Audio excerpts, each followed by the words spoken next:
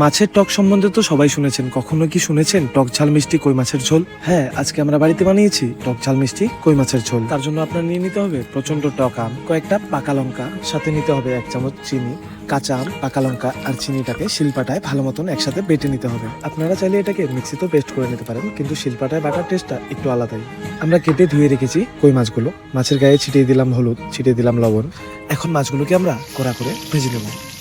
মাছ ভাজা হয়ে গেছে, এখন আমরা উঠিয়ে নিলাম একটা প্লেটে। ফোড়নে 2টো শুকনো লঙ্কা, গোটা সর্ষে আর মহরি দিয়ে ছেড়ে দিলাম কেটে রাখা টমেটো। আমরা বাটা মশলাই বেশি ব্যবহার করি। তারপর দিয়ে দিলাম জিরে বাটা, টক ঝাল মিষ্টি সেই পেস্টটা, যেই পেস্টটা ঝোলের স্বাদকে একদম অতুলনীয় ভাবে বদলে দেবে। তারপর দিয়ে দিলাম হলুদ, লবণ, সাথে মহরি বাটা। তারপর মশলাটাকে একটু কষিয়ে দিয়ে দিলাম পরিমাণ মতো জল, দিয়ে দিলাম কাঁচা লঙ্কা আর যে মাছগুলো আমরা ভেজে রেখেছিলাম ছেড়ে দিলাম কড়াইতে। তারপর ঝোলটা একটু ফুটে গেলে খাওয়ার জন্য একদম তৈরি গারমা গারাম টক ঝাল মিষ্টি কই মাছের ঝোল। ঝোলটা দিয়ে খুব স্বাদে ভাত খেলাম, আর মাছের টেস্টটা জাস্ট অসাধারণ।